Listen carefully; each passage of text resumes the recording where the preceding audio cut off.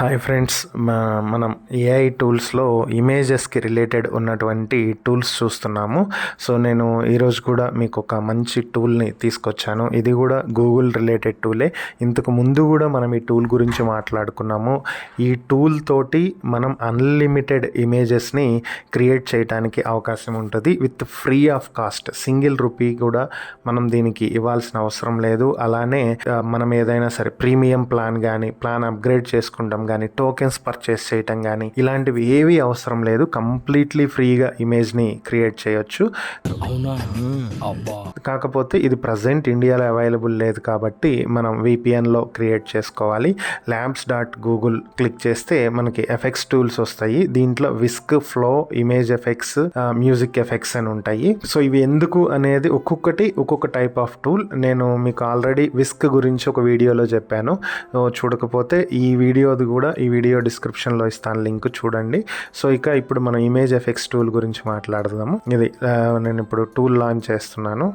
Launch image effects అనేది మనం use చేస్తే టూల్ లాంచ్ అవుతుంది. సో ఇలా వస్తుంది మనకి.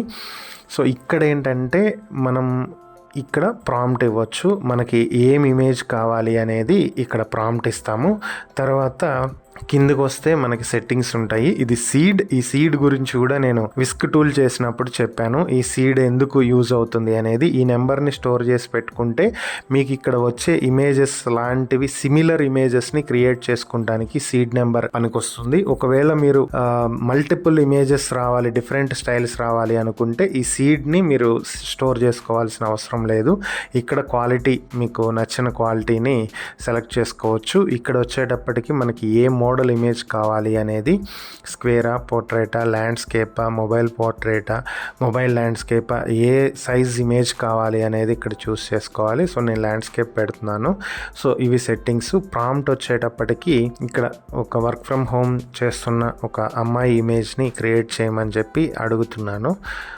సో చేంజ్ చేద్దాం సార్, ప్రాంప్ట్ మారుద్దాము. కొత్త ప్రాంప్ట్ ఇస్తాను. ఏఐ నుంచి ఒక మంచి ప్రాంప్ట్ తీసుకుందాము. ఏఐకి నేను ఒక ప్రాంప్ట్ రాయమని ఇచ్చాను. ఒక 20-year-old గర్ల్ ఒక బైక్ నడుపుతూ బైక్ని పార్కింగ్లో పెడుతున్నప్పుడు పార్క్ దగ్గర ఒక ఓపెన్ ఏరియాలో నాకు ఒక ఇది కావాలి ఇమేజ్ అని చెప్పించాను. సో దీనికి మనం అడిషనల్గా యాడ్ చేసుకుందాము. ఇమేజ్ ఎలా ఉండాలి అనేది ఇక్కడ మనకి సినిమాటిక్గా ఉండాలా, పెయింటింగ్ ఉండాలా, వాటర్ పెయింటింగ్ ఉండాలా, కలర్ పెయింటింగ్ ఉండాలా, ఇట్లా. సో నేను 35mm సినిమాటిక్ మోడల్ కావాలని అడిగాను.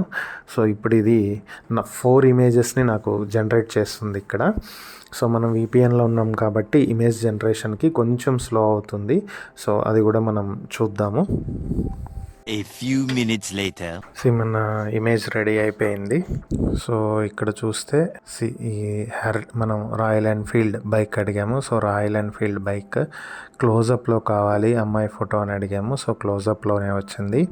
Here. So as it is bike number అయినా చేంజ్ అయిందేమో కానీ ఇంక రిమైనింగ్ ఏం చేంజ్ అవ్వలేదు, యాజ్ ఇట్ ఈజ్ ఇచ్చింది. సో బైక్ పార్క్ చేస్తున్నట్టు క్లోజప్లో ఉండాలి ఫోటో అని చెప్పి మనం ఏదైతే అడిగామో క్లోజప్లో యాజ్ ఇట్ ఈజ్గా మనకి ఫోటో జనరేట్ చేసి ఇచ్చింది. బ్యాక్గ్రౌండ్లో పార్కింగ్ లాట్, గ్రీనరీ ఉండాలి ఒక పార్క్ దగ్గరలో అని చెప్పి ఇచ్చాము. యాజ్ ఇట్ ఈజ్ మనకు అదే క్రియేట్ చేసి ఇచ్చింది.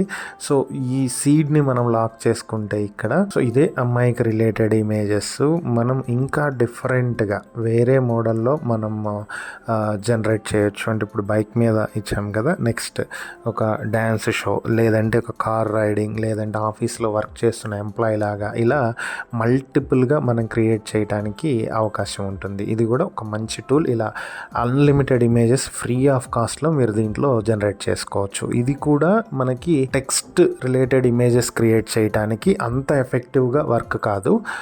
మనం టెక్స్ట్ కాకుండా ఇలా సీనరీ టైప్ కానీ, కార్టూన్ టైప్ కానీ, 2D 3D కార్టూన్స్ కానీ, ఇలాంటి యానిమేటెడ్ ఇమేజెస్ మనం క్రియేట్ చేసుకుంటానికైతే ఇది పనికొస్తుంది.